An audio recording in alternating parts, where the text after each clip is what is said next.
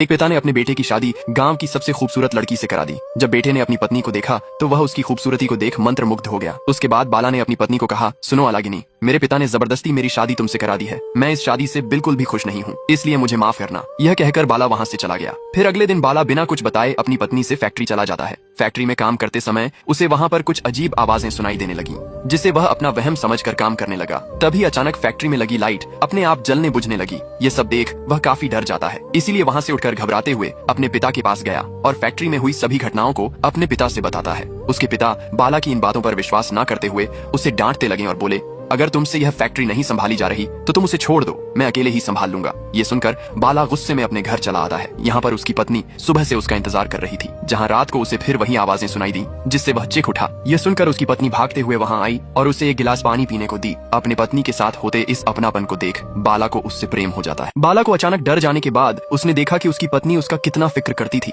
इसी वजह से बाला ने सारी बातों को भूलकर उसे अपना लिया। अगली सुबह बाला बिना किसी डर के फिर से फैक्ट्री में काम करने चला जाता है और अपने काम में इतना व्यस्त होने की वजह से उसे खाना खाना भी याद नहीं रहता। उस बीच बाला की पत्नी फैक्ट्री में आकर अपने हाथों से उसे खाना निकाल कर देती है। तभी अचानक फिर से फैक्ट्री की लाइट जलने बुझने लगी, जिसको देख के उसकी पत्नी डर जाती है और जल्दी से बाला को खाना खिलाकर वहाँ से चली गई। थोड़ी देर बाद जब बाला अपना काम कर रहा था तो उसे फिर से वही आवाजें सुनाई देने लगी। इस बार बाला बिना डरे उससे पूछता है कि तुम कौन हो और तुम्हें क्या चाहिए। तब उस जिन्न ने अपनी भयानक आवाज में बाला से कहा कि मैं कौन हूँ इससे कोई फर्क नहीं पड़ता, तुम मुझे आजाद करवाओ तो मैं तुम्हें इतना धन दूंगा कि तुम रातों रात करोड़पति हो जाओगे। उसकी बात सुनकर बाला लालच में आकर उससे पूछता है कि इसके लिए मुझे क्या करना होगा, जिस पर जिन्न ने बताया कि तुम्हें मुझे बस एक बूंद अपनी पत्नी का खून देना होगा। बाला कुछ देर सोचने और विचारने के बाद अपने घर जाता है, जहां उसने अपनी पत्नी को एक दवा खिलाकर उसे बेहोश कर दिया और सुई की मदद से उसके हाथ से एक बूंद खून निकाल लेता है, जिसे लेकर वह सीधे अपनी फैक्ट्री चला जाता है। और वहां जाकर बाला ने जैसे ही खून की बूंद टेबल पर रखी, जिसे देख जिन्न ने अपनी भयानक आवाज में हंसते हुए बाला से कहा,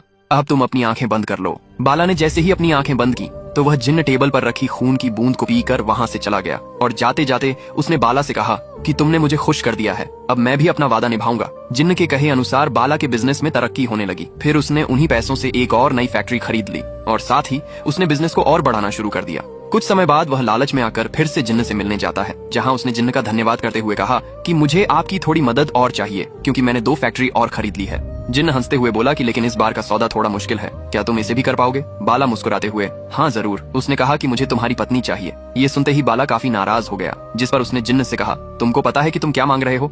जिसे सुनते ही बाला गुस्से में आकर वहाँ से चला जाता है। कुछ दिनों तक वह जिन्न को समझाने की कोशिश करता रहा, लेकिन जिन्न कुछ नहीं समझता। इसी बीच सरकार ने पटाखे की कंपनियों पर रोक लगा दिया। ये खबर सुनते ही बाला सदमे में चला गया। फिर बेबसी और गुस्से की हालत में वो सीधा जिन्न से मिलने गया और उसे कहता है कि तुम मेरी पत्नी के अलावा कुछ और मांग लो, मैं तुम्हें देने के लिए तैयार हूँ। तब जिन्न ने उसे अपने जादू से एक झूठी तस्वीरें दिखाकर उससे कहा कि तुम्हारी पत्नी चरित्रहीन है, जिसे देखने के बाद बाला गुस्से में वहाँ से अपने घर चला आया और अपनी पत्नी से झूठ बोलकर उसे फैक्ट्री ले आता है। थोड़ी देर बाद जिन्न ने उनकी पत्नी पर हमला किया। उसकी पत्नी अपने आप को सच साबित करने के लिए उसे सारी सच्चाई बताई, लेकिन तब तक बहुत देर हो चुकी थी। वह जिन्न अपने भयानक रूप में आकर उनकी पत्नी को अपने साथ लेकर चला जाता है।